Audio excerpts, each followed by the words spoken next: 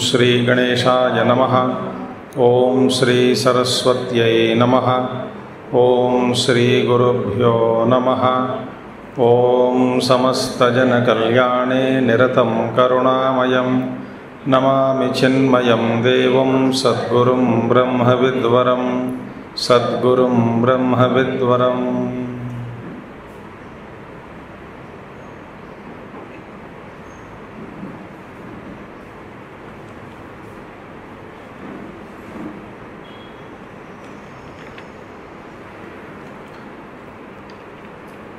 बुद्धिर्ज्ञानमसम्मोहः क्षमा सत्यं दमः शमः सुखं दुःखं भवो भावो भयं चाभयमेव च अहिंसा समता तुष्टिः तपोदानं यशो यशः भवन्ति भावा भूतानां मत्त एव पृथक् विदाः।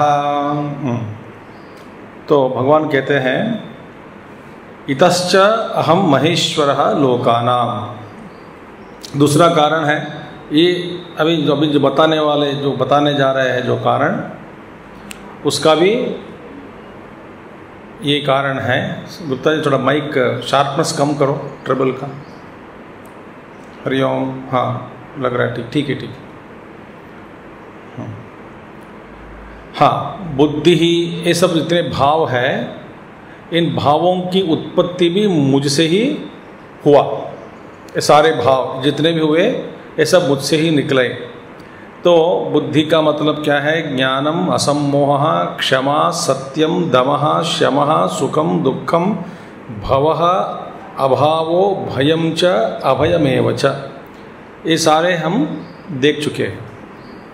आज बाकी जो 7 है, कुल मिलाकर 20 भाव भगवान बताया। इसमें जो 7 भाव बाकी है वो अहिंसा, समता, तुष्टि, तपः, दानम, यशः, अयशः। तो इस पर हम इसका व्याख्यान भगवान आदि शंकराचार्य जो दिए हैं उस पर हम धीरे धीरे पढ़ेंगे। अहिंसा, अहिंसा मतलब क्या है? अहिंसा अपीड़ा प्राणिनाम। बस एक ही वाक्य, अपीड़ा प्राणिनाम। माने अहिंसा का मतलब क्या है? प्राणियों को पीड़ा मत पहुंचाओ, ठीक है? माने कष्ट मत देना, दुख में मत किसी को भी नहीं डालना, है ना? यही है अहिंसा का मतलब। अब यह अहिंसा है कायिक, वाचिक और मानसिक भी है। माने अहिंसा कायिक द्वारा, शरीर के द्वारा, और मन में भी हिंसा कहीं किसी का नहीं करना है, और वाक द्वारा, शब्दों के द्वारा भी किसी को कष्ट मत पहुंचना, ठीक है? ठीक है। महात्मा लोगों का इसका व्याख्यान, अनेक महात्मा लोग इस पर व्याख्यान करते हैं। वे कहते हैं, देखिए एक उदाहरण के द्वारा,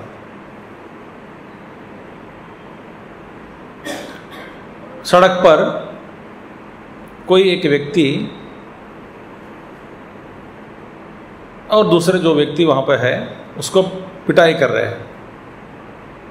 दुर्बल व्यक्ति, इसमें ताकत नहीं है अपने आप को बचाने के लिए इससे, है ना, इस मूर्ख से, ये तो दुष्ट से। तो ये दुष्ट व्यक्ति दूसरे को बहुत सता रहा है, पीड़ा दे रहे हैं। अच्छा, उसी समय एक पहलवान वहीं से जा रहे हैं, तो पहलवान वहीं सी रास्ता से गुजर रहे थे। दोनों को देखा, एक मार बहुत खा रहा है, दूसरा बहुत पिटाई कर रहा है, दुष्ट व्यक्ति। देखने के बाद भी कुछ करे बिना चला गया। तो ये भी हिंसा ही है। किसकी दृष्टि से? जो पहलवान जो ने किया, जो महात्मा लोग कहते हैं सामर्थ्य होते हुए भी किसी को या किसी का कष्ट या पीड़ा दूर नहीं किया, वो भी अहिंसा ही है, वह भी एक हिंसा है। तो हिंसा का मतलब क्या है कि दो एक तरह, पहला वाचिक, कायिक, मानसिक हिंसा या पीड़ा, किसी को कष्ट या दुख मत पहुंचाओ, ये एक हो गए। दूसरा क्या है? यदि आप सामर्थ्य है आप में और कहीं कुछ हो रहा है तो आप बचा सकते हैं किसी को, बचाने का सामर्थ्य आप में है, होते हुए भी आप उसको व्यक्ति को छोड़ दिया, तो मतलब क्या है? ये भी हिंसा ही है। ठीक है। तो अहिंसा का मतलब केवल एक ना करने से होता नहीं, किसी को नहीं बचाया सामर्थ्य होते हुए भी, वो भी एक हिंसा ही है। मैं स्वयं नहीं करता हूँ किसी का हिंसा, ठीक है, मगर दूसरों को बचाता है कि नहीं, सामर्थ्य है आप में है तो दूसरों को बचाओ। किसी की पीड़ा हो रही है, देख करके चुपचाप बैठने से, इसीलिए गुरुदेव बार बार कहते हैं गीता का सार यही है, active resistance to evil. Active resistance to evil both within and without, भीतर भी और बाहर भी। कहीं ना कुछ हो रहा है, तो आप में सामर्थ्य है तो जाओ, उछलकर कूदकर उस क्षेत्र में प्रवेश करो और लोगों का या व्यक्ति का बचाव में आप अपना सहयोग या मदद दो, या स्वयं कर सकते हैं अकेला तो करो। यह है बात। तो अहिंसा माने किसी भी प्रकार का मन में, वाक द्वारा या न तो शरीर के द्वारा किसी भी प्राणी को कष्ट मत पहुंचाओ, पीड़ा मत दो। प्राणी माने इसलिए मैं कह रहा हूं, प्राणी नाम माने केवल मनुष्य नहीं है, जंतु आ गए, जानवर आ गए, माने अनेक प्रकार के प्राणियां, कीड़े मकड़े सब कुछ है, उनको भी हम पीड़ा देते हैं कभी कभी। तो किसी को भी, किसी प्राणी को पीड़ा मत दो। आप में सामर्थ्य है एक कीड़ा को बचाने का, बचाने में सामर्थ्य है अपना, तो अपना सामर्थ्य के द्वारा एक कीड़ा बेचारा पानी में तड़प रहा है, डूबते जा रहा है, उसकी रक्षा आप कर सकते हैं। कितना समय है, वो प्राणी को एक बार रक्षा किया, हाथ से उठाया और कहीं रख दिया। मैंने आपके आंखों के सामने एक पीड़ा, किसी एक प्राणी का पीड़ा हो रही है, तो आप में सामर्थ्य है कि नहीं है, तो कर सकते हैं। यहाँ तक धीरे धीरे इसीलिए वहाँ आप पहुँचना चाहिए आदमी को, मन में भी, शरीर के द्वारा या नहीं तो वाणी द्वारा, अपनी वाणी द्वारा भी किसी भी प्राणी को कष्ट या दुख या पीड़ा मत दो या मत पहुँचाओ। यही है अहिंसा का मतलब। यही इसीलिए अहिंसा परमो धर्मः, अहिंसा मतलब यही है। और देखिए अहिंसा का मतलब क्या है? किसी का व्यक्ति आप में सामर्थ्य है रक्षा करने का, तो भी रक्षा नहीं किया इस व्यक्ति को, ये अहिंसा नहीं है, हिंसा ही है, ये याद जान लेना। ठीक है, ये हो गया। दूसरा बात क्या है? समता।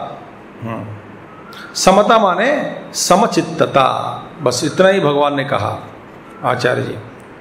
तो महात्माओं का व्याख्यान, समचित्तता माने क्या है? हर परिस्थिति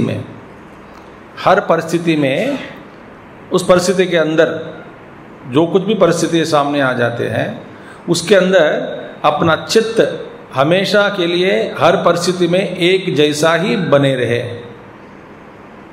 ठीक है, एक जैसा बना रहे चित्त को, वो कहते हैं इसको समचित्तता। समता माने समचित्तता, माने हर परिस्थिति में चित्त में कोई विकार नहीं है, चित्त जैसा है वैसा ही है। हर परिस्थिति में चित्त में कोई विकल्प नहीं है। विकल्प माने संस्कृत विकल्प, विकल्प नहीं है। चित्त में कोई अपना वेश, अपना रंग, अपना रूप, चित्त में अनेक प्रकार, तो घबराहट, चित्त में अनेक प्रकार के लहरें उठना, ये सब नहीं है। चित्त हर परिस्थिति में समान है, एक जैसा ही है। उसको कहते हैं समचित्तता। यह समचित्तता या समता क्या हो गया फिर? अंतःकरण का या चित्त का धर्म है। एक धर्म है चित्त का धर्म, या अनेक प्रकार का धर्म है चित्त के, तो एक ये भी एक तरह का एक धर्म है। क्या है? समता। अच्छा, इसी को अभ्यास करना है। हर परिस्थिति में चित्त को समान रखना, यह है समता। ठीक है। और दूसरी बात, समता का मतलब क्या है? व्यवहार में समता कभी नहीं हो सकती। सबको एक जैसा देखना ये समता नहीं है, ये नहीं होगा। क्योंकि व्यवहार में समता का मतलब क्या है? सब एक जैसे बने, सब एक जैसे रहे, सब बराबर है, सब समान। समान किसमें, किस दृष्टि से? लौकिक दृष्टि से सब समान है, ये नहीं हो सकता। क्योंकि सब में समानता शरीर में, मन में या बुद्धि के द्वारा, बुद्धि के तौर पर, मन के तौर पर, शरीर के तौर पर, परिस्थितियों के तौर पर, सामर्थ्य के तौर पर, ये समानता कभी नहीं हो सकता। समझ आगे बात है? क्योंकि सबके अपना अपना सामर्थ्य अलग है, अपनी अपनी बुद्धि अलग है, अपना अपना मन का सामर्थ्य अलग है, अपना अपना जो शरीर है, अपने अपने शरीर का तत्व अलग है, शरीर का सामर्थ्य अलग है, परिस्थितियाँ अलग है। और सबके साथ जैसा व्यवहार करना है वो व्यवहार भी अलग अलग होता है। जैसे कि एक उदाहरण महात्मा लोग देते हैं कि देखिए, आपको स्वयं व्यक्ति को जितने भी अंग हैं सब समान है, सारे अंग समान है, मगर समान का मतलब ये नहीं है एक का कार्य या कर्म, एक अंग का कर्म दूसरे अंग कर नहीं सकते। जो कि पैर को आप हमेशा ही मिट्टी में, रोड पे चलाते रहते हैं, हाँ देखिए, और हाथ से ही काम करते हैं।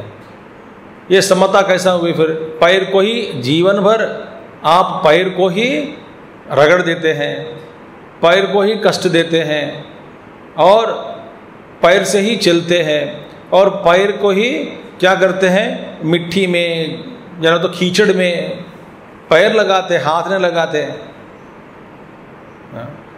तो ये समता कहाँ से हुई?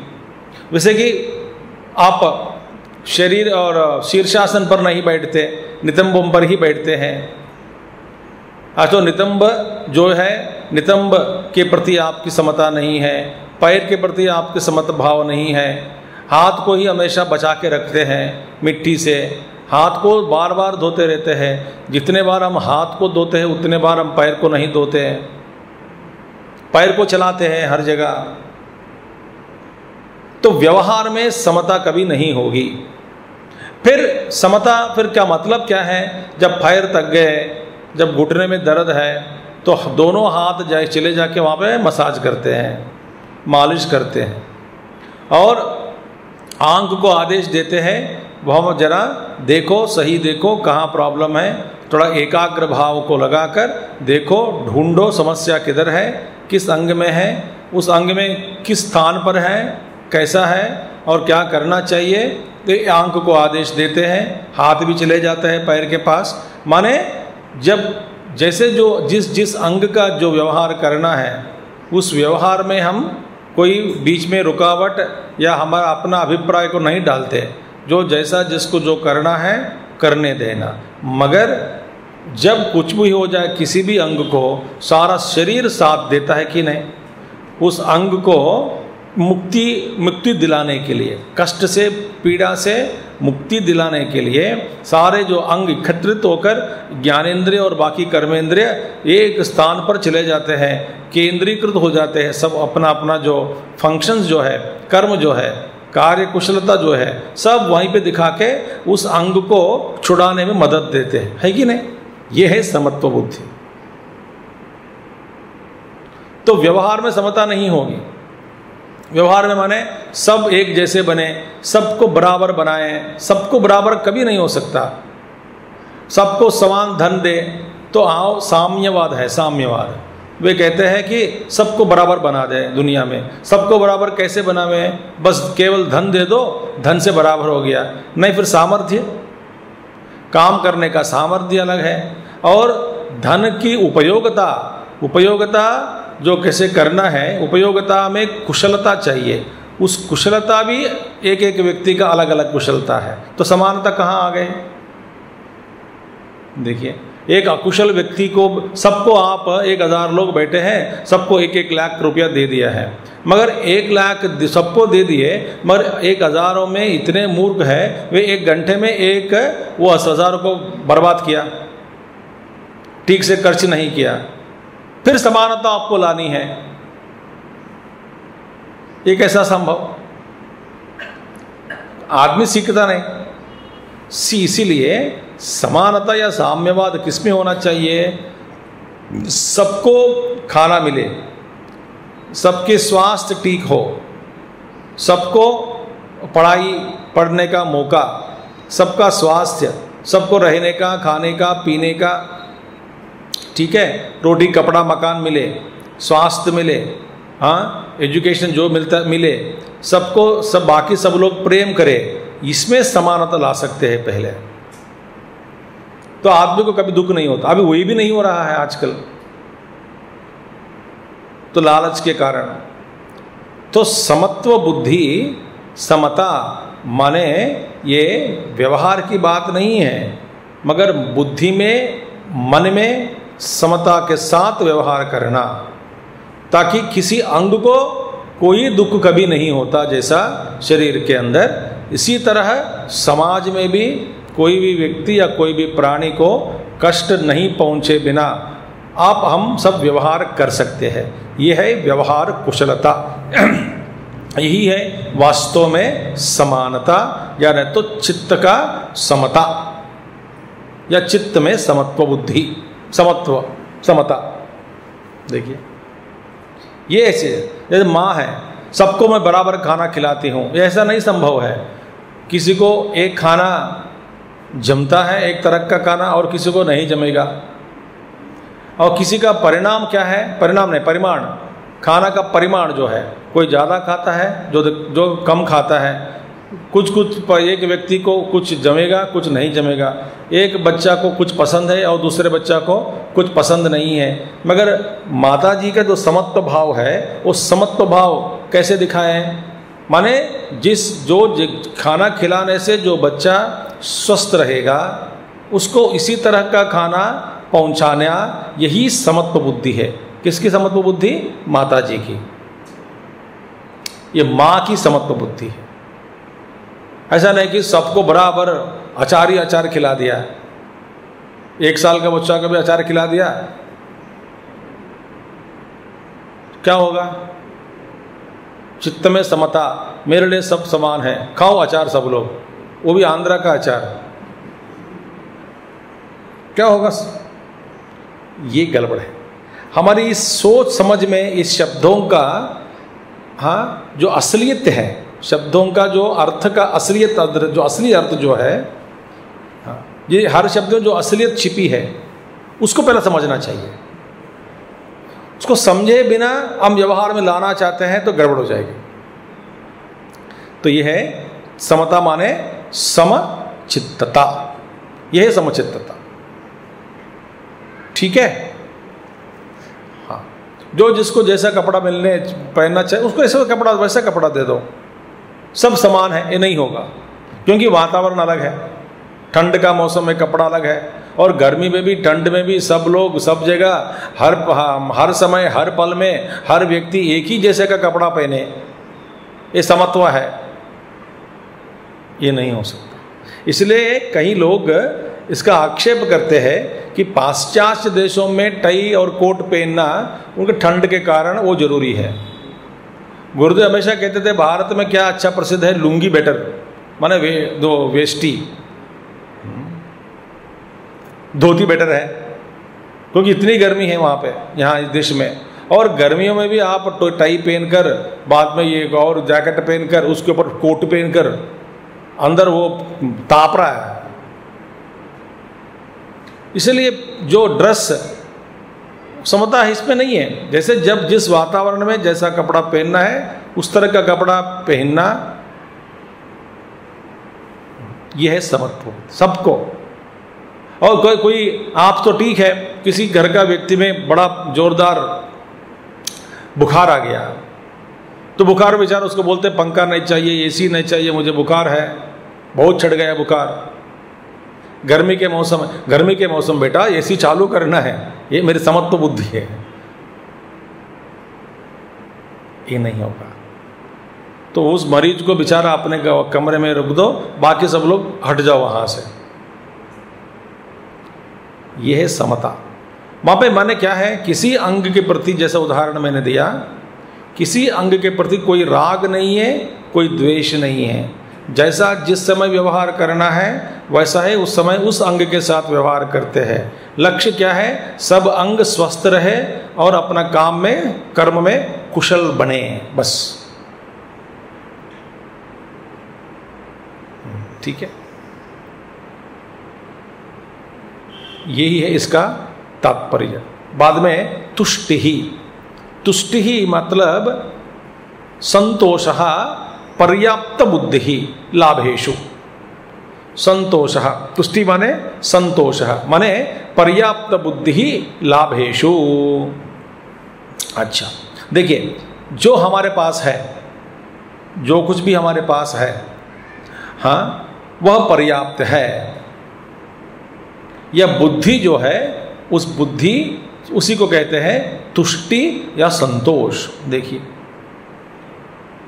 पर्याप्त बुद्धि, संस्कृत में बोलते हैं अलम, अलम माने एनफ।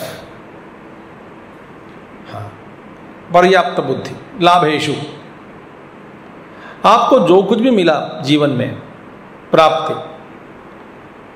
देखिए, ध्यान से सुनिए,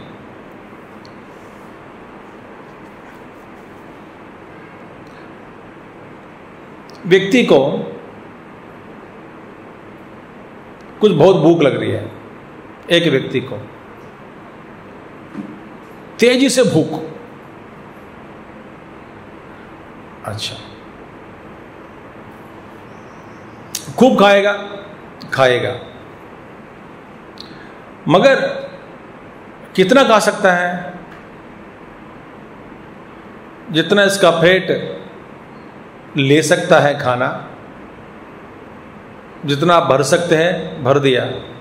बाद में पेट क्या कहेगा, अलम, अलम माने एनफ, बस और कुछ नहीं चाहिए।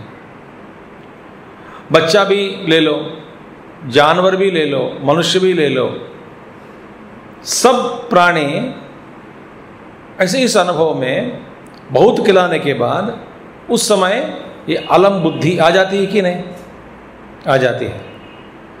मगर हमारे जीवन में व्यवहार के लिए, जीने के लिए वास्तव में हमको जितना आवश्यक है उस आवश्यक से भी ज़्यादा यदि हम मांगते हैं, ज़्यादा हम चाहते हैं, ज़्यादा हम पाना चाहते हैं, ज़्यादा हम रखना चाहते हैं, ये साधक का लक्षण नहीं है।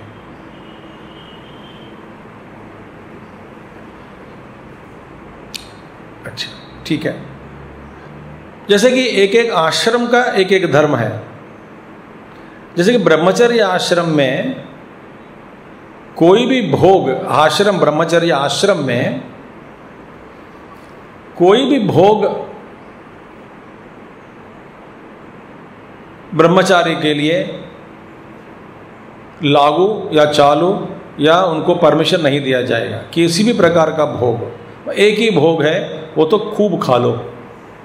ब्रह्मचारी आश्रम में एक ही भोग अलाउड है। क्या भोग है?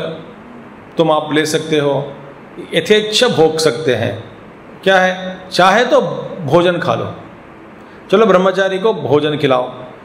आश्रम में ब्रह्मचर्य आश्रम में वे है तो खूब भोजन खाओ और खूब कसरत करो, सेवा करो। आश्रम में जितना काम करो करो और खूब खाओ।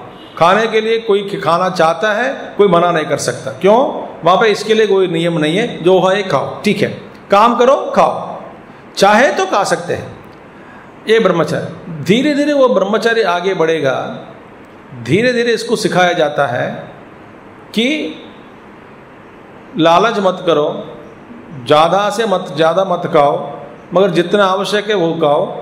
जो खाना मिलता है उससे संतुष्ट होना, इसका अभ्यास करो थोड़ा आगे जाने के बाद।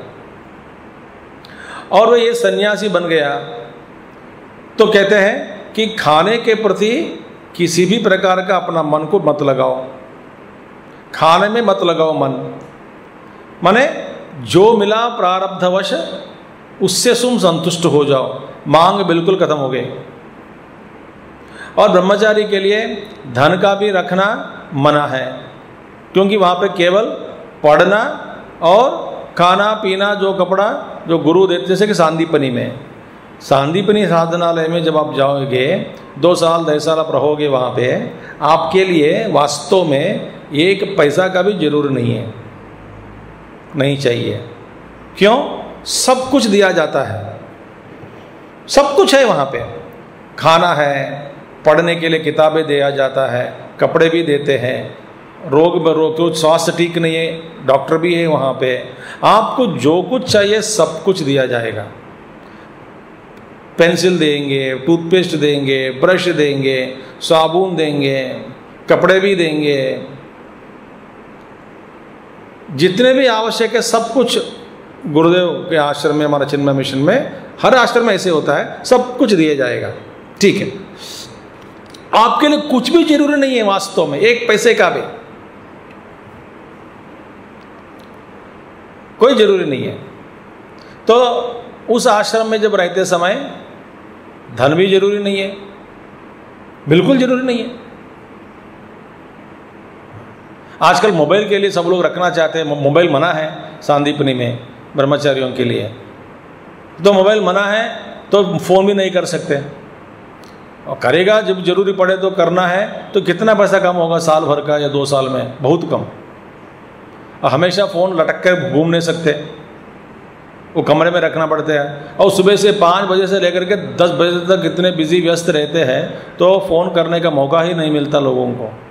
और 10 बजे के बाद पढ़ने के बाद इतना वो घूमता है कि ब्रह्मचिंतन, शास्त्रों का अध्ययन, संस्कृत वेद पाठ, सब कुछ वेद अध्ययन घूमता है, थक भी जाता है, कमरे में आते ही सो जाते हैं, क्योंकि कल सवेरे उठना है, फिर 3 बजे 4 बजे उठो। तो वहाँ पे भी आवश्यकता ज़्यादा उसमें नहीं है। देखिए, गृहस्थ धर्म के लिए जो कुछ भी व्यवहार के लिए रखना हो रख सकते हैं, मगर लालच मना है। इससे ज़्यादा रखना। मेरे पोते के लिए 7 जनरेशन पीढ़ी के लिए भी मैंने धन बना के रखा है। मैं मरने के बाद 7 पीढ़ियाँ, आगे जो आने वाले 7 पीढ़ियाँ, उस सब के लिए मैं धन रखता हूँ, ये जरूरी नहीं है। एक महात्मा जी कहते थे कि क्या कहाँ तक तुम्हारी जिम्मेदारी है बच्चों के प्रति? पढ़ाई किया, शिक्षा दिया, बस वहाँ तक अपने पैरों पर खड़ा कर दिया। बोले कि अब तुम्हारी आगे की गाड़ी तुमको ही चलना पड़ेगा, चलाओ अपनी गाड़ी को। देखिए, हाँ, don't make them what you call totally cripple by offering unrequired non required support. जहां पे जरूरी है वहां पे आप सपोर्ट करते हैं। Thus you are making your own children cripple. तो इस सारे जीवन में जहां पे तुष्टि होनी चाहिए, तुष्टि ऐसा एक डिक्शनरी में आदमी के जीवन में नहीं मिल रहा है। देखिए, पर्याप्त बुद्धि, बस ये काफी है मेरे लिए। अरे घर बनाया, घर में रह रहे हैं, बस काफी, और क्या चाहिए आपको। मगर अब क्या हो रहा है, आजकल प्रारंभ से ही बच्चों को, हाँ, उनको सिखाया जा रहा है कि don't be happy with what you are.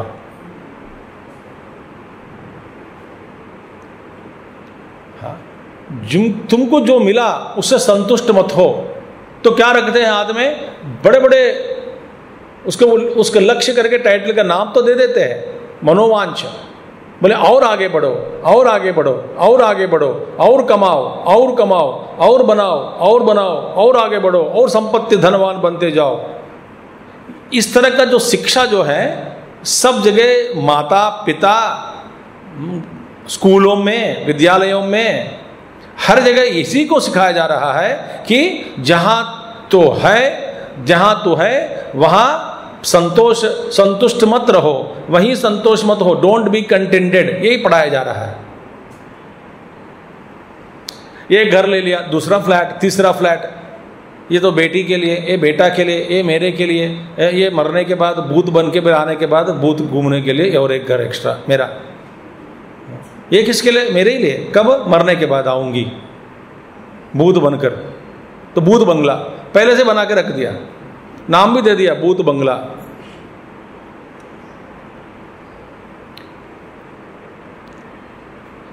ये इसका कोई सीमा नहीं है, पर्याप्त बुद्धि नहीं है।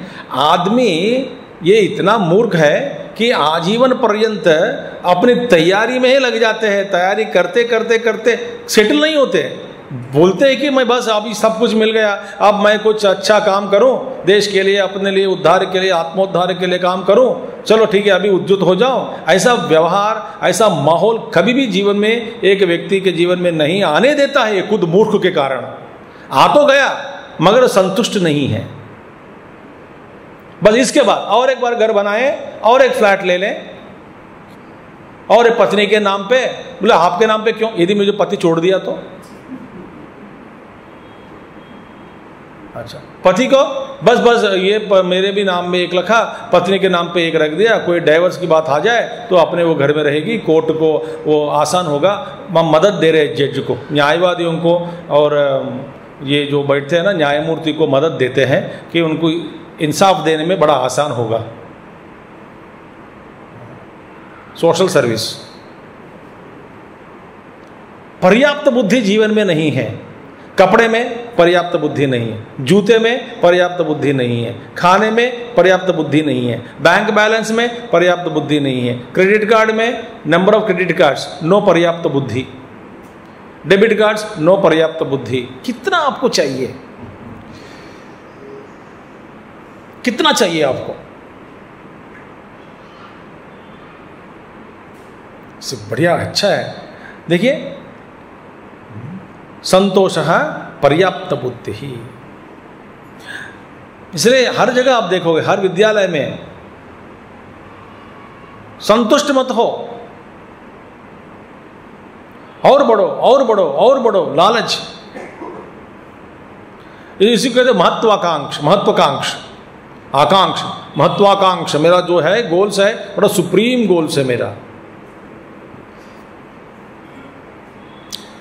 इसी के कारण झगड़ा, इसी के कारण ये लालच के कारण, असंतोष के कारण तो लालच बढ़ जाएगा, असंतोष के कारण ही झगड़ा, असंतोष के कारण ही तुलना करना, असंतोष के कारण ही जलन होना, असंतोष के कारण ही मैं सबसे आगे बढ़ूं, इनको ठोक दूं, उसको ठोक दूं, इसको मार दूं, उसको मार दूं, ये मेरे रास्ते पे खड़ा है उसको मैं हटा देता हूं किसी भी तरह से।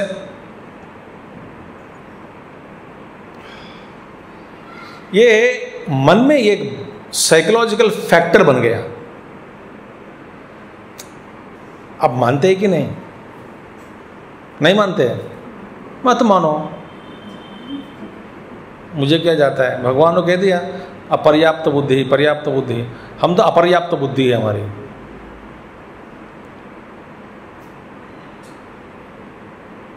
Very beautiful thing. ठीक है, ये है संतोष, तुष्टि। आप हर विषय में आप एक ऐसा सोचो कि बस काफी है।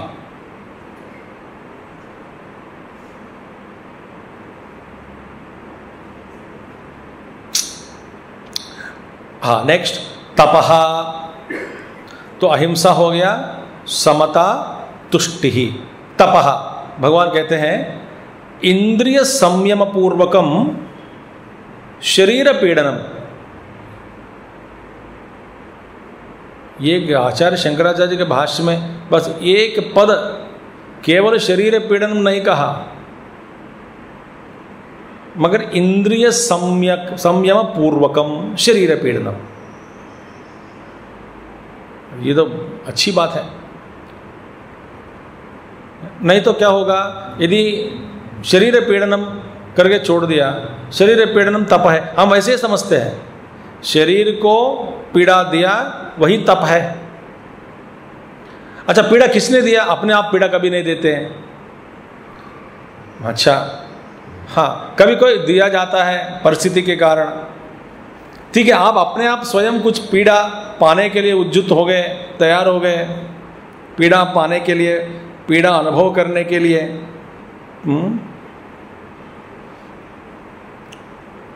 पीड़ा माने तप करने के लिए, वो अलग बात है। मगर हम क्या करते हैं, प्रायः परिस्थिति के द्वारा, व्यक्तियों के द्वारा हमको कुछ पीड़ा जब हुआ, उस पीड़ा को हम तप के नाम में स्वीकार कर लेते हैं। उसको कहते हैं तप। मैं बड़ा तप कर रहा हूँ। तो बिजली नहीं है 4-5 घंटे, बैठा हूँ, तो मैं बोलता हूँ कि बड़ा तप किया हूँ। खाना नहीं मिला आज खाने के लिए, घर आके बताते हैं कि आज दिन भर मैंने तप किया, खाना नहीं मिला।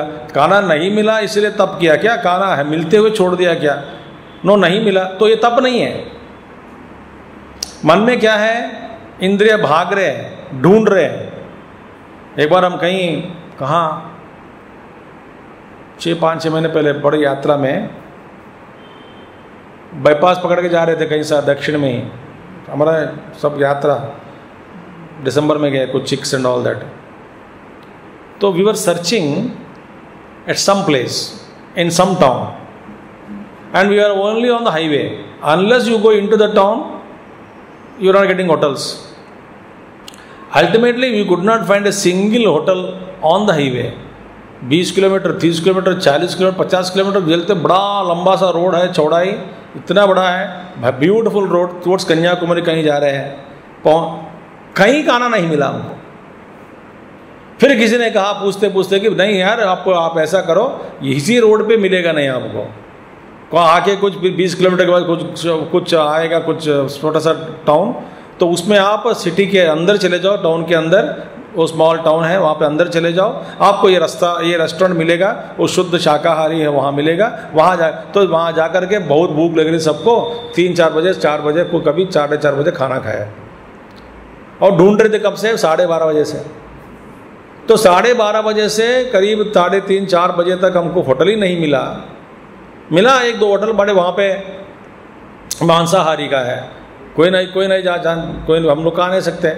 तो ठीक है, तो फिर चलते माने 4 घंटे मैंने बड़ा तप किया, ऐसा कोई कह नहीं सकता, क्योंकि मैं ढूंढ रहा था। इंद्रिय संयम वहां पे नहीं है ना, नंबर 1 वहां पे इंद्रिय संयम नहीं है। ढूंढ रहे, इंद्रियां भाग रहे हैं, देख रहे हैं, वहां पे इंद्रिय संयम नहीं है। दूसरी बात क्या है, मन में चिंता हो रही है, कब मिलेगा, कब खाना है। अभी भी याद है मुझे, हम 5-6-7 साल पहले उत्तरकाशी चले गए थे, नोएडा के लोग 50 लोग चले गए थे। उसमें हमारा बहुत छोटे बच्चे भी हैं, अभी बढ़ गए हैं, मिशन मेंबर्स के हैं, तो आप जानते हैं वो बच्चा का भी, एनीवे नाम नहीं लेना चाहता हूँ। वो हमारे पीछे बस में बैठे, हमारी गाड़ी छूट गई कोई लैंडस्लाइड के कारण, तो फिर हमको शाम को 8 बजे या करीब पहुँचे हरिद्वार, शताब्दी छूट गई, 5-6 साल के पहले की बात है। तो छूट गई, तो मैंने फ़ोन करके और एक बस करवाया, सारे टिकट्स चला गया, बस में बैठे सब लोग, और भूख, इतनी तेज भूख, लैंडस्लाइड के कारण उतर नहीं सकते, और भयंकर पहाड़ों में उतरा, फिर हरिद्वार नहीं मिला, गए वहाँ पे बस में आया, दूसरा बस पकड़ लिया, अच्छे बस, सामान फिर चढ़ाया, बहुत थक गए, प्यास लग रही थी, भूख लग रही थी सबको, सब ठीक है, बस फिर 5 बजे पहुँच गए इधर, नेक्स्ट डे मॉर्निंग सबको ऑफिस जाना है, तो ठीक है। बस में बैठने के बाद पीछे सबने पीछे बैठा, सब लोग चर्चा पर, हमारे युवकेंद्र बड़े पेरेंट्स ग्रुप सब लोग है उसमें, तो चर्चा हो रही कि भाई रास्ते में खाना कहाँ खाना है, तो ठीक है जो बच्चा बैठा है वो सुन रहा था, पूरा आधा घंटा डिस्कशन चल रहा है कि कहाँ रुकना है गाड़ी को, ठीक है, हरिद्वार से वापसी में आ रहे हैं दिल्ली की ओर, और कहाँ रुकना है गाड़ी। ये बच्चा सुन लिया, बोलते वो सब ठीक है, ये तो बताओ खाना हम कब खिलाएंगे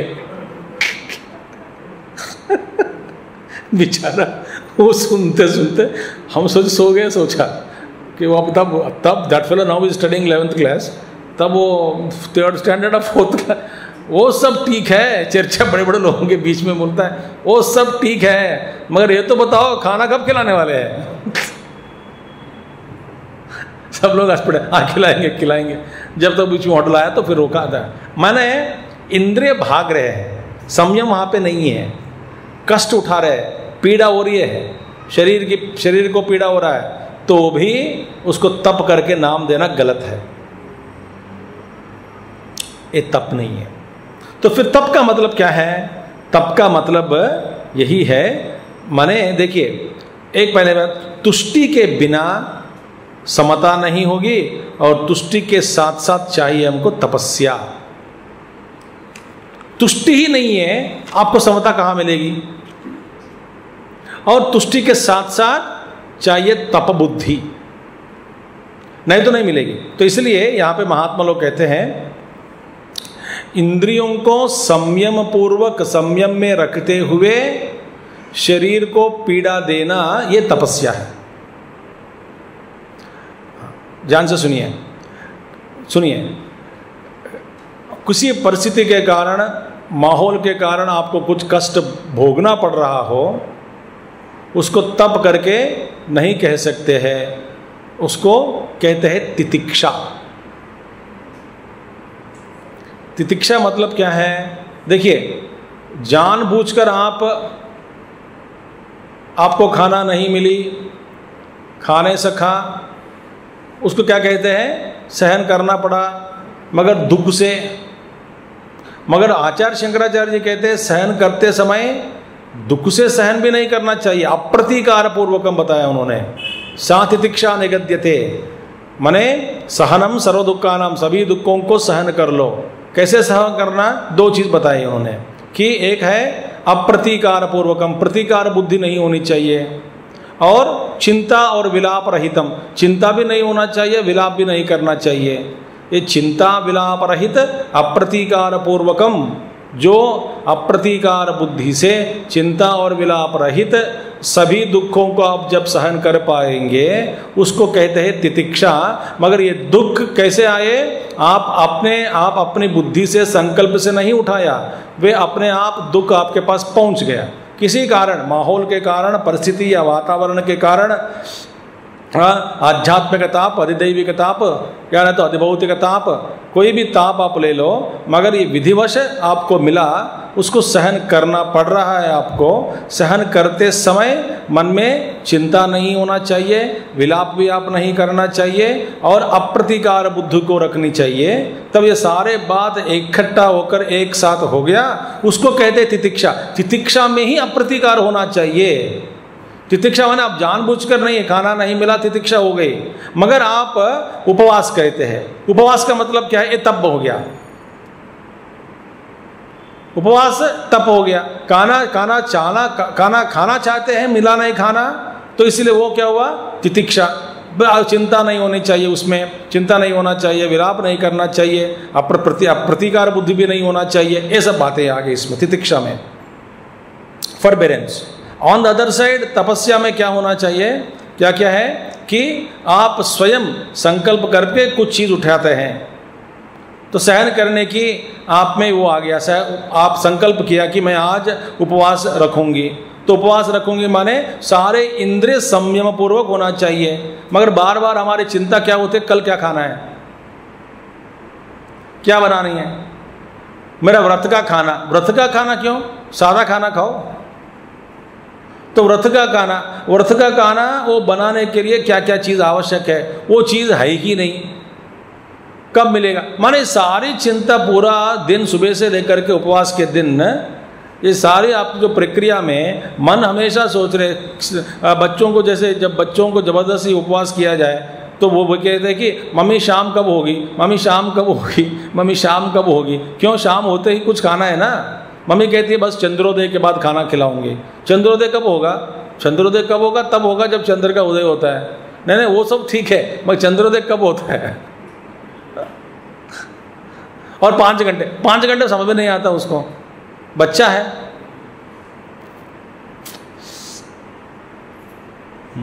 अब जल्दी बुला लो चांद को। तो ये है तपस्या, माने संयम पूर्वकम, इंद्रिय संयम पूर्वकम शरीर पीड़नम। इसका बड़ा अच्छा व्याख्यान देखिए।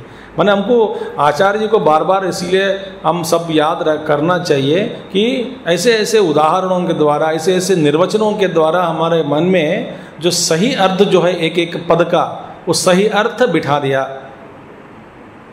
भाष्य में और भाष्य के द्वारा। तो शरीर की पीड़ा, तो माने शरीर की पीड़ा को थोड़ा सहन करने का अभ्यास तप करो, विधि संकल्प पूर्वक। एक आदमी एक दिन ऐसा किया कि वो बिजली के बिना रह नहीं सकता, न तो पंखा चलनी है, न तो हमेशा एसी तो जरूरी है। गर्मी का मौसम है तो एसी के बिना रह नहीं सकता। उस दिन पंखा भी नहीं चल रहा है, रात हो गई, 9 बज गया। तो फिर 9 बजे से खाना मुश्किल से खाया, खाने के बाद सोचा कि बिजली आ जाएगी, आई नहीं। तो फिर उन्होंने क्या किया, सबको फ़ोन करने लगा कि आपके घर में बिजली है क्या। ठीक है, अच्छा, सबको एक एक निकाल के बड़े मुश्किल से कैंडल लगा के उस कैंडल लाइट में फ़ोन करने लगा। इसलिए ना ये पुराना ज़माने का लैंडलाइन बेटर है, उसको बिजली की ज़रूरत नहीं पड़ती। तो मोबाइल में चार्ज खत्म हो गया तो बोल भी बात भी नहीं कर सकते। तो ठीक है, सबको फ़ोन किया।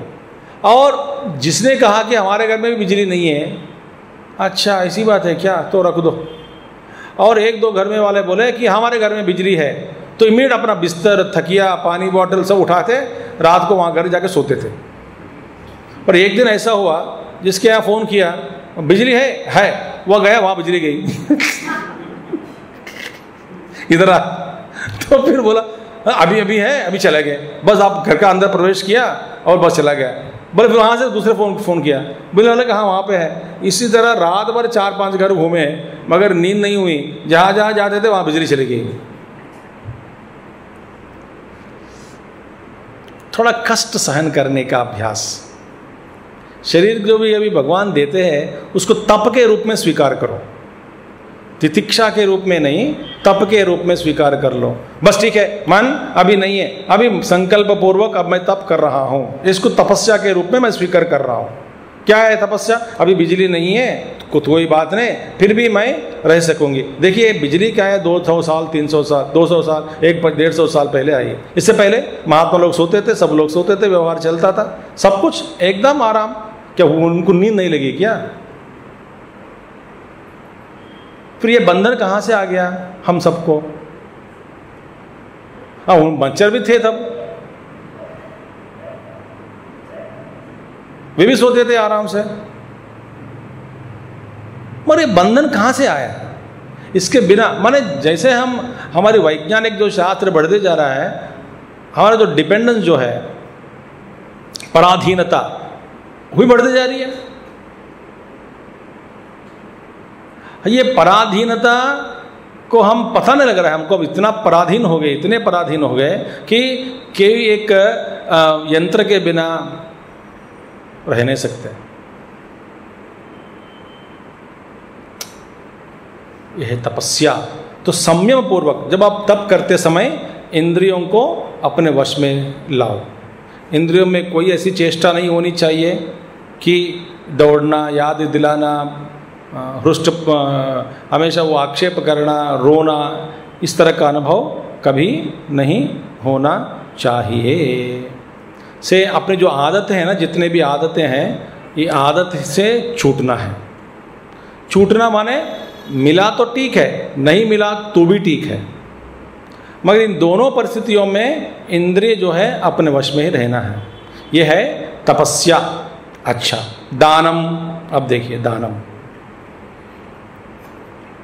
दानम का मतलब क्या है? यथाशक्ति संविभागः। यथाशक्ति संविभागः माने अपने शक्ति के अनुसार आपके पास जो कुछ भी है वो दोनों को में दूसरों को विभाग करके सबको बांटना, देना, यह है दान। तो इस पर आप थोड़ा सोचेंगे। ये अपनी शक्ति के अनुसार ठीक है, योग्य देश में, योग्य काल में, योग्य पात्र को देना है। योग्य देश, योग्य काल और योग्य पात्र, ये तीन को पहला रखना चाहिए मन में हम दान देने से पहले। योग्य पात्र हो, योग्य देश हो, योग्य काल हो। अच्छा, इसका मतलब क्या है? महात्मा लोगों का देखिए अन्य प्रकार के अर्थ है। दानम, दानम का मतलब क्या है? इस शब्द का अर्थ यही है कि अपनी सत्ता को हटा करके, सत्ता माने यहाँ पे राइट, किसी वस्तु के प्रति ऊपर हमारी अपनी सत्ता, सत्ता माने हक, हक बोलते हैं ना, हक तो उर्दू वर्ड लगता है हक, सत्ता, अधिकार, ठीक है, अपनी होल्ड,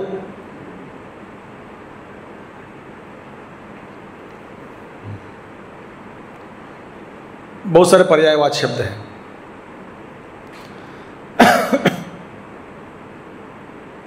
अपने जो कंट्रोल, सच में जो वस्तु अपनी है,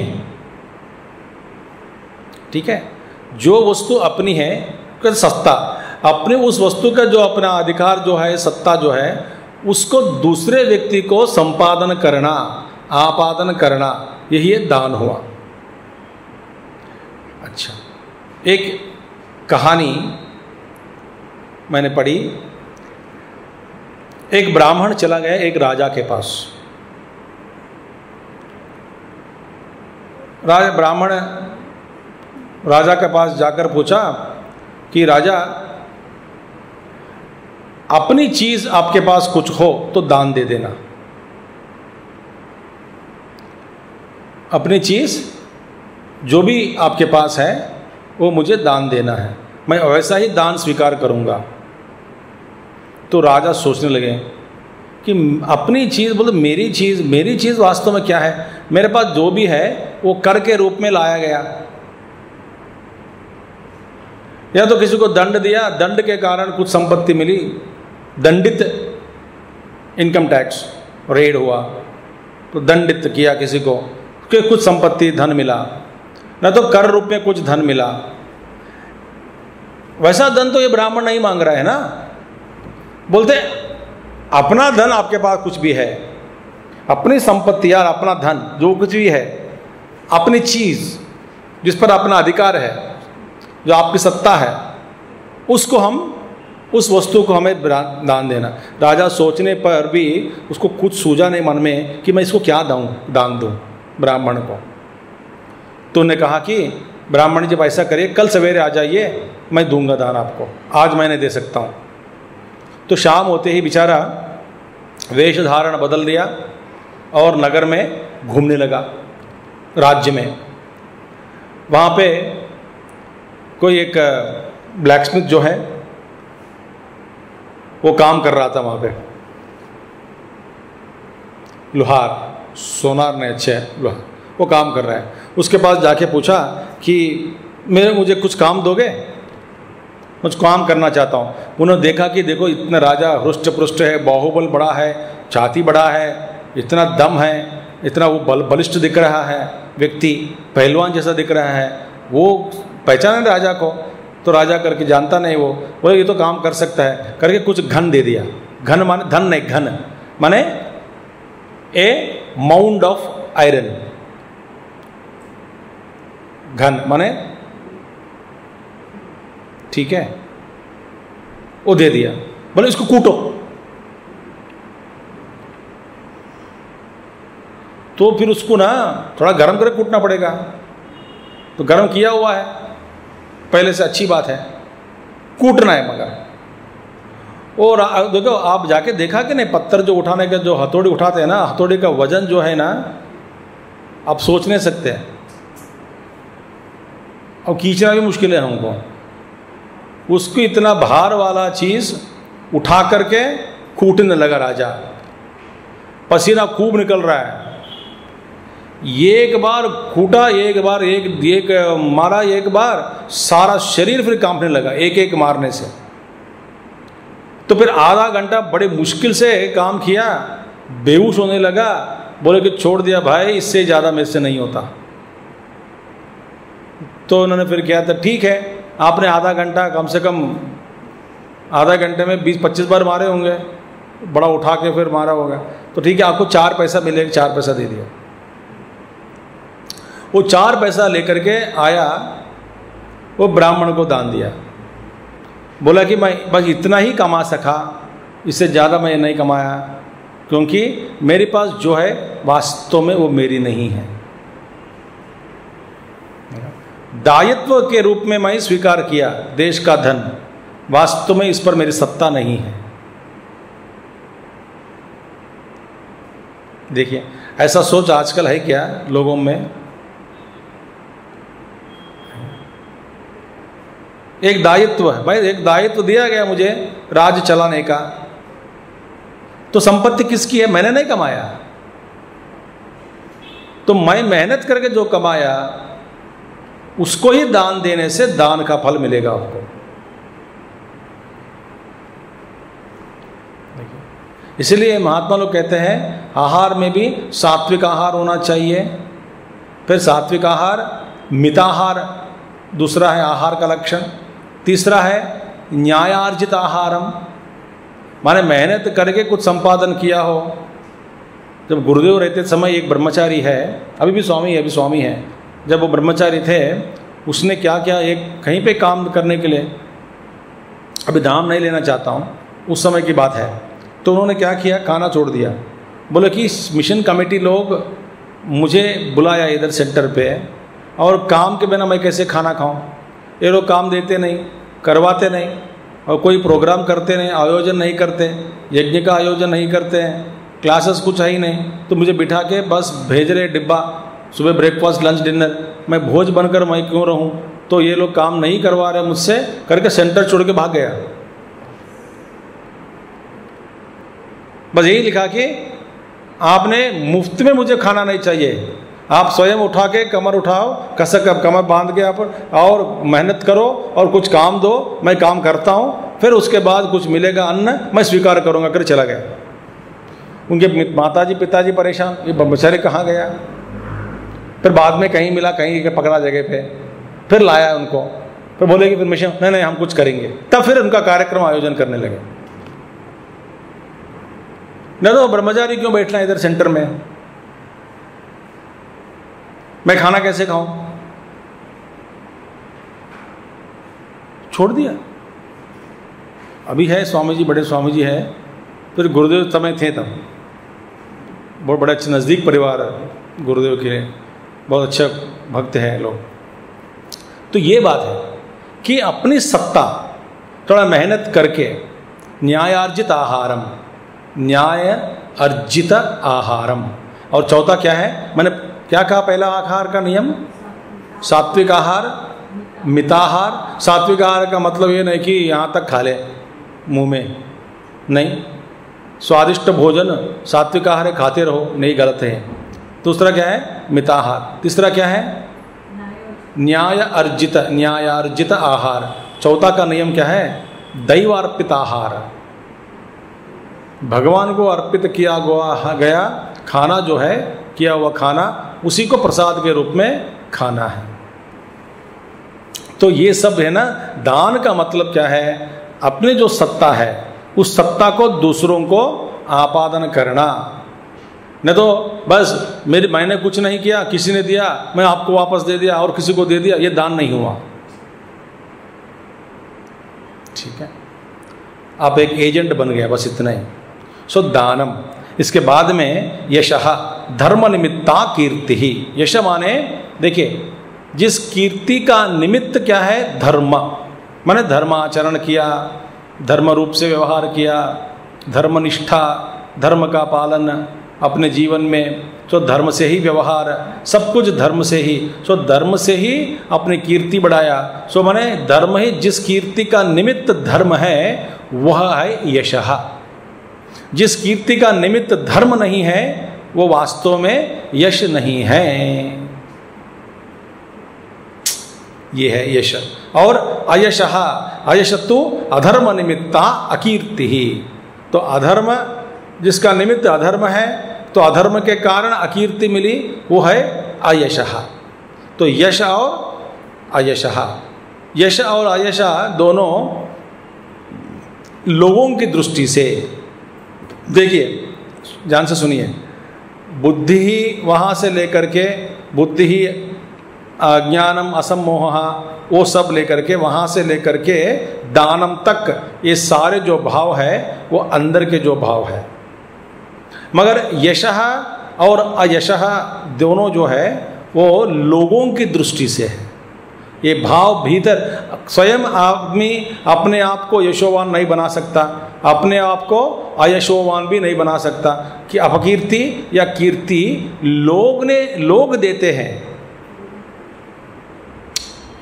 तो दृष्टि लोगों की दृष्टि से है, स्वयं के दृष्टि से नहीं है। अपने आप को मैं कीर्तिमान अपने आप को बना दे, ये नहीं होगा।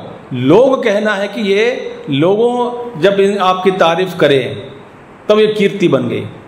मगर इस कीर्ति का जो निमित्त, जो धर्म है, वो आपके भाव, अंतरंग भाव है। मगर यश जो है वो बाहर की दुनिया की ओर से जो मिलता है वो है, वो भाव अंदर का भाव नहीं है, यश और अयश। बट धर्म और अधर्म जो निमित्त, जिसका निमित्त है अयश का और अशय का, धर्म और अधर्म जो निमित्त है, वो निमित्त जो है वो अंदर के भाव हो सकता है अंदर के भाव। क्योंकि धर्म और अधर्म ये भी भगवान कहते हैं मत्त एव, ये सारे जो भाव जो है भवन्ति भावा भूतानाम यथोक्ता बुद्ध्यादयो भूतानाम प्राणिनाम मत्त एव ईश्वरात् पृथक विदाः नाना विदाः स्वकर्म अनुरूपेण। ये सारे जो भाव जो है, सारे भाव मुझसे ही उत्पन्न होते हैं, मुझसे ही उसके उत्पन्न हुए, ये सब उत्पन्न हुए।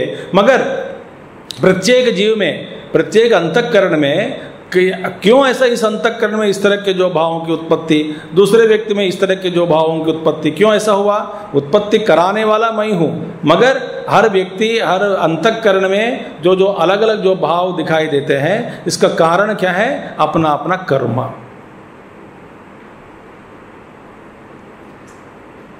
जो भेद है, विषमता जो है, उसका कारण क्या है? अपना अपना कर्म। तो कर्म के कारण ही, तो आपका जो कर्म अच्छा हो तो आपके हृदय में भगवान ही, ईश्वर ही अच्छे अच्छे भावों की उत्पत्ति करा देते हैं। यदि ये अपना कर्म ठीक नहीं है तो अपने का भाव भी ठीक नहीं है, क्योंकि कर्म के ही, इसका कर्म ही इसका अधिष्ठान है, इसका आधार है इन भावों का। ठीक है, तो ईश्वरात् नाना विदाः स्वकर्म अनुरूपेण, ये सारे भाव इनके उदय होते हैं। ठीक है, आज और एक श्लोक देखेंगे। किंच महर्षयः सप्त पूर्वे चत्वारो मनवस्तथा मद्भावा मानसा जाता येषां लोक इमाः प्रजाः महर्षयः सप्त पूर्वे चत्वारो मनवस्तथा मद्भावा मानसा जाता येषां लोक इमा प्रजाः। भगवान कहते हैं यही भाव नहीं है, जितने भी महर्षि है, जितने भी सप्तऋषि है, सप्तऋषि और महर्षि मनवः सब लोग ना मेरे से ही उत्पन्न हुए। भगवान कहते हैं महर्षयः सप्त भृगु आदयः। भृगु महर्षि यहाँ पे 7 और मुनियों का नाम दिया गया नीचे। भृगु, मरीचि, अत्रि, पुलस्त्य, पुलह, क्रतु और वशिष्ठ, ये 7 महर्षि हैं। इनकी महर्षि भृगु आदयः पूर्वे अतीत काल संबंधिनः, माने ये पहले होने वाले जो अपने पूर्व काल से संबंध है इनका, अतीत काल से जिनका संबंध है इन सब का, महर्षियों का। तो सप्तऋषि उन सप्तऋषियों का जन्म या उदय मुझसे हुआ। चत्वारो मनवः तथा, माने सावर्णा इति प्रसिद्धाः। अब देखिए यहाँ पे इस श्लोक में यहाँ पे महर्षयः सप्त, पूर्वे चत्वारः, फिर मनवः, ऐसा आप अलग अलग किया कुछ व्याख्यानों में।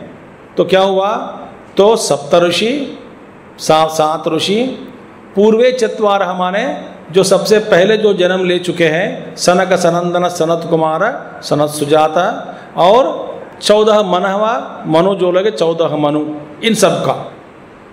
भाष्य में भगवान शंकराचार्य जी चत्वारो मनवः माने वहाँ पे चत्वारो मनवः 4 लोगों का, 4 मनुओं का ही नाम लिया है 14, मगर 4 को ही क्यों लिया?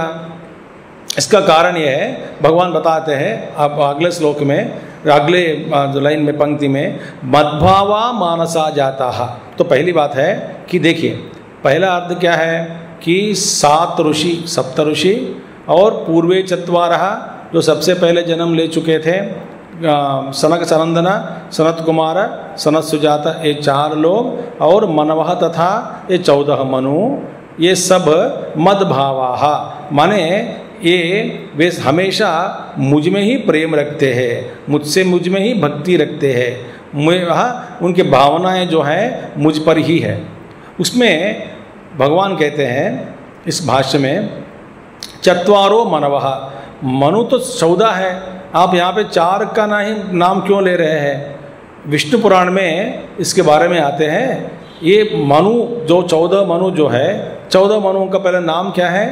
सर्वप्रथम स्वयं भुवमनु, स्वारोचिष, उत्तम, तामस, रैवत, चाक्षुष, वैवस्वत, जिसका मनमंत्र भी चल रहा है, वैवस्वत मनमंत्र, सावरणी, दक्ष सावरणी, ब्रह्म सावरणी, धर्म सावरणी, रुद्र सावरणी, देव सावरणी, इंद्र सावरणी, ये 14 मनु है। ठीक है, 14 मनु। अभी वैवस्वत मनमंत्र चल रहा है, वैवस्वत मनु अभी इंचार्ज है। ठीक है, अभी देखिए इनमें से 4 लोग, सावरणी, दक्ष सावरणी, धर्म सावरणी और रुद्र सावरणी, ये 4 मनुओं का नाम विशेष रूप से लिया गया विष्णु पुराण में। ये 4 मनुओं का नाम इसलिए लिया गया, भगवान ये 4 मनु भगवान विष्णु के बड़े भक्त थे। ठीक है, इसीलिए भगवान इन 14 मनुओं में इन 4 मनुओं को अपनी विभूति के रूप में स्वीकार करते हैं। इसीलिए आचार्य शंकरा सावरणा इति प्रसिद्धाः, इति प्रसिद्ध माने 14 मन में सावरण और दक्ष सावरणी और धर्म सावरणी और रुद्र सावरणी, ये 4 मनु जो प्रसिद्ध है। किस लिए प्रसिद्ध है? मद्भावा, माने ये सभी लोग मद्भावाः, विशेष रूप में ये सब मेरे भक्त हैं। ठीक है, और सप्तऋषि भी मेरे भक्त हैं, और महर्षियाँ भी अनेक प्रकार के महर्षि लोग हैं, सब मेरे भक्त हैं। सो महर्षयः 7 प्रकार के, सप्तऋषि, चत्वारः ये सनक सनंदन आदि, और ऐसा अर्थ ले लो 14 मनु, ये सब मेरे भक्त हैं। और कहाँ से इनकी उत्पत्ति? मानसा जाता है, मानसा माने हिरण्यगर्भ से, हिरण्यगर्भ ही भगवान का समष्टि मन है, तो उसमें से ही इन लोगों की उत्पत्ति हुई। तो तेज मद्भावा मद्भक्त भावना वैष्णवेन सामर्थ्यन उपेता, वैष्णव सामर्थ्य से इनको उपेत माने ये वैष्णव सामर्थ्य से भगवान सृष्टिकर्ता ने इन सभी लोगों को जोड़ दिया, माने इन सब में स्पेशल सामर्थ्य इन सबको दिया गया। सप्तऋषियों को और सनक सनंदन आदि वो 4 लोगों को, और ये मनु जो जितने भी मनु, खास करके 4 मनु सावरणी इत्यादि, इन सबको ये सब लोग स्पेशली भगवान ने क्या किया, उनको वैष्णव सामर्थ्य से जोड़ दिया, माने उनको स्पेशल ताकत जो है अपने ताकत को बढ़ा दिया। कैसे बढ़ाया? क्योंकि ईश्वरीय शक्ति इन सब में आ गई। ईश्वरीय शक्ति आने से उन्होंने क्या किया, ये सभी महात्मा लोग मानसा में और सामर्थ्य उपेता मानसा मनसा एव उत्पादिता मया, और ये सभी का जन्म कहाँ से हुई, किससे हुई? मेरे ही मन से इनका जन्म हुआ। उत्पन्ना येषां मनूनां महर्षीणां च सृष्टि लोके इमाः स्थावर जंगमाः प्रजाः, और इन सब से ही महर्षि सप्तऋषि के द्वारा और सनक सनंदनादि इत्यादि द्वारा और मनुओं के द्वारा सारी सृष्टि जितने भी लोक 14 लोक, ऊपर का जो 7 नीचे का 7, 14 लोक में जितने भी प्राणीगण हैं, इन सब की उत्पत्ति इन्हीं के द्वारा हुआ है। अच्छा, तो ये 2 परंपरा, एक तो विद्या परंपरा, विद्या परंपरा किससे चली? सनक सनंदन आदि निवृत्ति मार्ग। भगवान शंकराचार्य गीता भाष्य में सबसे पहले ही उन्होंने संबंध भाष्य में कहा, हमने पढ़ चुके हैं, आप भूल गए होंगे, कोई बात नहीं, आपका भूल ही मेरी फायदा है, मेरा फायदा, ठीक है। द्विविधो ही वेदोक्त धर्म प्रवृत्ति लक्षणों निवृत्ति लक्षणश्च। देखिए पहले कहते हैं ततः अन्य स भगवान सृष्ट्वा इदं जगत तस्य च स्थितिं चिकीर्षुः मरीच्यादीन अग्रे सृष्ट्वा प्रजापतीन् प्रवृत्ति लक्षणं धर्मं ग्राहयामास वेदोक्तम् ततः अन्यांच सनक सनंदनादीन उत्पाद्य निवृत्ति लक्षणं धर्म ज्ञान वैराग्य लक्षणं ग्राहयामास। द्विविधो ही वेदोक्तो धर्म प्रवृत्ति लक्षणों निवृत्ति लक्षणश्च, माने ये 2 परंपरा उन्होंने जारी किए। एक है मनुओं के द्वारा, ये संतान के द्वारा, संतान की उत्पत्ति, ये 14 मनुओं के द्वारा जितने भी लोग हैं, जितने भी प्रजाएं हैं, कीड़े मकड़े सब कुछ आ गए इसमें। सभी का अपना अपना एक है, ऋषि है, मुनि है, तो उन सब के द्वारा ये सारे संतान, जितने भी संतान, सारा संतान की उत्पत्ति हुई। और सनक सनंदन आदि सप्तऋषियों के द्वारा ये जो ज्ञान विद्या परंपरा जो है, विद्या परंपरा चली है। तो ये विद्या परंपरा के अधिष्ठान है, मूल है, और ये मनु, ये संतान के जो जितने प्रजाएं हैं, इन सब का मूल है। भगवान कहते हैं इनके द्वारा बाद में सृष्टि का विस्तार हुआ, मगर हाँ, इन सब की उत्पत्ति कहाँ से हुई? मुझसे हुई। और बाद में इन सबको मैंने क्या किया, मेरे ही ईश्वरीय शक्ति से उनको जोड़ दिया। तो एक एक व्यक्ति ईश्वरीय शक्ति से मेरे शक्ति को पाकर तो सृष्टि में सृष्टि करने में इन सबको शक्ति मिली, इसलिए शक्ति अपना अपना कर्म कर पा रहे हैं, कर लिया, कर पाया, कर रहे हैं, कर पाएंगे भी। तो ये है, तो भगवान कहते हैं इमाः स्थावर जंगमा प्रजाः, बहुत स्थावर और जंगम जितने भी प्रजा है सब कुछ मेरे से ही उत्पत्ति, इनके द्वारा पहले उत्पत्ति हुई। ये सभी महात्मा लोग, सप्तऋषि लोग और मनवः इत्यादि, मुझसे उत्पत्ति इन सब की हुई। तो इस सब का जगत का कारण कौन है? मैं हूँ। इसका मतलब क्या है? इसका मतलब यही है कि आप एक नाटक देख रहे हैं, नाटक जो रंगस्थल पर जो हो रहा है उसको देखकर ही आपको अच्छा लगता है, मगर उसको चलाने के लिए इसके पीछे क्या क्या हुआ और अभी भी इसके पीछे, पर्दे के पीछे क्या क्या हो रहा है और इसके नाटक समापन के बाद क्या क्या होने वाला है, वो इस सब का ज्ञान दर्शकों में ये नहीं रहता।